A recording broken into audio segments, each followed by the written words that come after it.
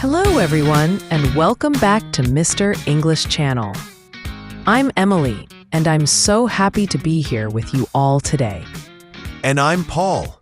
We're so happy you're here with us today. We really are. And before we dive into today's super interesting topic, we have a quick favor to ask. Yes, if you like our podcasts and find them helpful, please subscribe to our channel. It helps us a lot. And hit that like button. It tells us you enjoy what we're doing. And don't forget to share this episode with your friends who are also learning English. Sharing is caring. Absolutely. We love helping more and more people improve their English. So, about today's topic, Paul, I was thinking about something we all do every single day. Oh, I think I know where you're going with this, Emily. Our daily routines. Exactly. But not just any daily routine.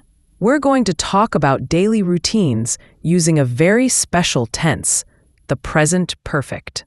Ooh, the present perfect.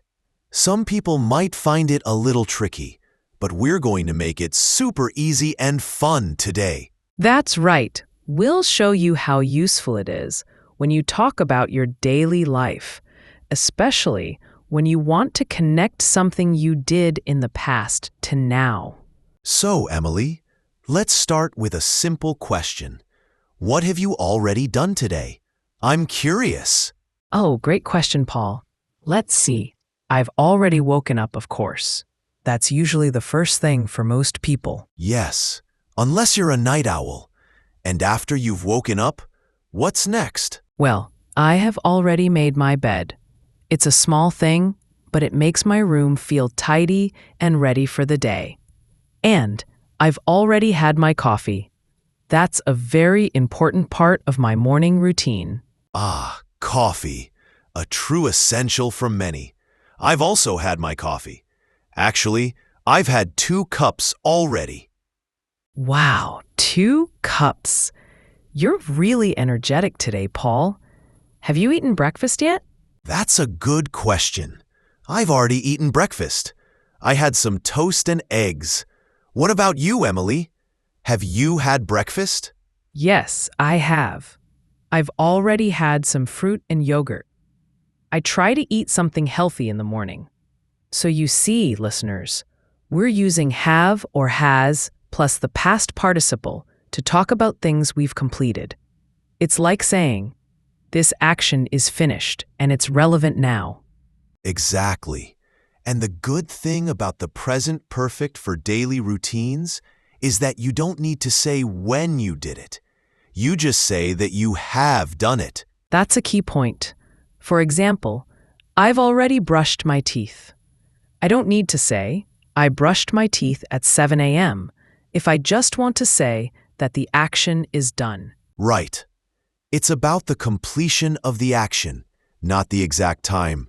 So, Emily, have you checked your emails yet today?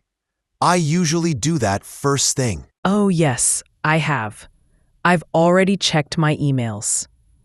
There were a few new messages, but nothing super urgent. And I've also checked my social media. A little bit of scrolling, you know? I know that feeling. I've also checked my social media, but I try not to spend too much time on it in the morning. So what else have you completed this morning? Have you taken a shower yet? Yes, I have. I've already taken a shower. It helps me feel fresh and ready to start my day. And I've already gotten dressed. I'm wearing my favorite blue shirt today. Nice. I've also gotten dressed. I'm wearing a comfortable sweater because it's a little chilly today. So, we've talked about a lot of morning routine things. What about things you haven't done yet, but you will do later? We can use the present perfect with not for that too. That's a great point, Paul. For example, I haven't gone to the grocery store yet today. I need to do that later. My fridge is looking a bit empty. I know that feeling. I haven't done my laundry yet. That's definitely on my to-do list for later. And I haven't called my mom yet. I usually talk to her in the afternoon. Calling mom is important. I haven't exercised yet. I usually go for a walk in the late afternoon. So you see, listeners, I haven't done something yet means I haven't completed this action up to now, but I might do it later. Exactly. It's super useful for talking about your plans and what's left on your list for the day. So, Emily, thinking about your daily routine, what's something you've always done in the morning, almost every day? That's an interesting way to think about it. I've always had coffee in the morning, even when I was a student. It's a habit that has stayed with me for a very long time. What about you, Paul? I've always read the news in the morning. Not a full newspaper, but I've always checked the main headlines online. It helps me feel connected to what's happening in the world. It's like it started in the past and it continues to be true now. That's a great example of how the present perfect talks about something that started in the past and continues to the present. So you've always read the news. That's a nice, consistent habit. Yes, and another thing, I've always tried to make my bed. My mom always told me it was important, and it just stuck with me. What about things you've never done in your morning routine, Emily? Oh, that's a fun one. I've never had a cold shower in the morning. I've heard some people do it for energy, but I prefer a warm shower. And I've never skipped breakfast. I get too hungry if I don't eat in the morning. I'm with you on the warm shower, Emily. I've also had a cold shower, and I've never gone for a run before coffee. My brain just wouldn't be ready for it. Those are great examples. So listeners, I've never done something means I haven't done this action at any point in my life up to now. Right, it's a strong way to say something has not happened. So let's think about a typical workday. What have you usually done by lunchtime? By lunchtime, I've usually answered a lot of emails, and I've usually had a few meetings, sometimes virtual meetings, sometimes in person. And I've definitely already thought about what I'm going to eat for lunch. Ha ha ha, that's a universal truth, Emily. By lunchtime, I've usually finished my most important tasks for the morning, and I've usually gone for a short walk to get some fresh air. It helps me clear my head. That's a really good habit, Paul. So we can use already with the present perfect to say something has been completed even earlier than expected, or just to emphasize completion. And we can use yet to ask if something has happened or to say it hasn't happened. For example, have you finished your work yet? Or, no, I haven't finished my work yet. Perfect. So, let's try a little practice for our listeners. Imagine you're at the end of your day. What are some things you would say you have done or haven't done yet? Okay, I can start. By the end of the day, I've usually cooked dinner, and I've usually watched a little TV. But I haven't gone to bed yet, of course. Good examples, Paul. By the end of the day, I've usually read a chapter of a book. I love reading before bed, and I've usually called my family to say goodnight. But I haven't packed my bag for tomorrow yet. I usually do that right before I go to sleep. That's smart. Packing the night before saves time in the morning. So you see, listeners, the present perfect is very versatile. You can use it for things that have just happened, things that started in the past and are still true now, or things that have happened at some point in your life up to now. It really is. And it's so helpful for talking about your daily routine without always needing to say at 8 a.m. or at 9 p.m. It focuses on the action's completion and its connection to the present. So, let's think about some common activities. Emily, have you ever lost your keys? I have, many times. Oh, yes, I have. I've lost my keys so many times. It's always a little moment of panic, isn't it? and then you find them in the most obvious place. Always. So, there, I've lost my keys means it happened at some point in the past, and it's relevant because it's a common experience. Or, I've just found my keys means it happened very recently. Exactly. Or, I haven't found my keys yet, which means I'm still looking for them. This tense is really good for those situations.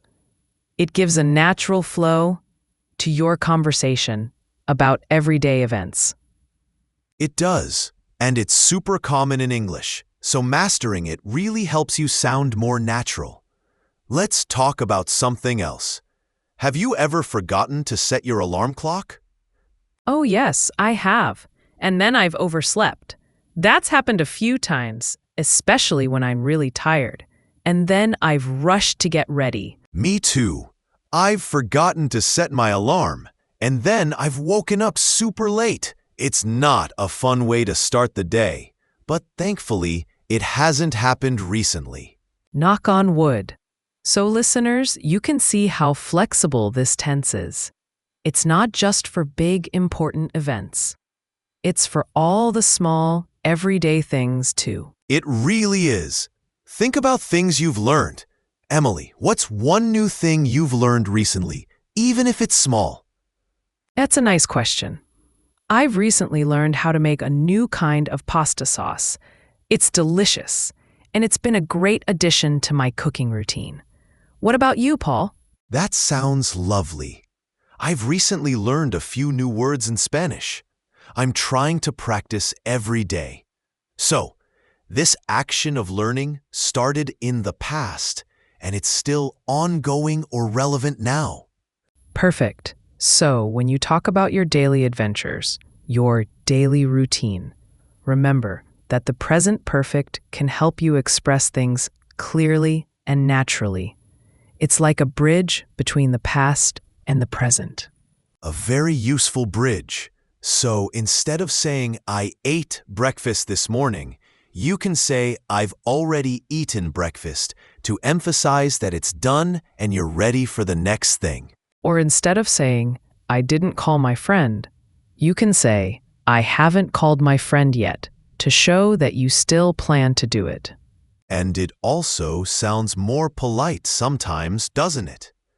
I haven't had a chance to call my friend yet sounds better than I didn't call my friend. Absolutely. It adds a touch of politeness and also implies that you still intend to do the action. So, listeners, we really hope this episode has helped you understand the present perfect a little better, especially how you can use it in your everyday conversations about your routine. We encourage you to start using it today. Think about your own morning, your own afternoon. What have you already done? What haven't you done yet? Practice makes perfect, and the more you use it, the more natural it will feel. So, as we wrap up today's episode, we have one more friendly reminder. Yes. If you enjoyed this podcast and found it helpful, please subscribe to Mr. English channel. And give us a big thumbs up by clicking the like button. And please, share this episode with your friends who are also learning English. Help us spread the word. And finally, we would love to hear from you. In the comments below, tell us, what's one thing you've already done today? And one thing you haven't done yet, but plan to do. We love reading your comments and seeing how you're using what you've learned. It makes our day.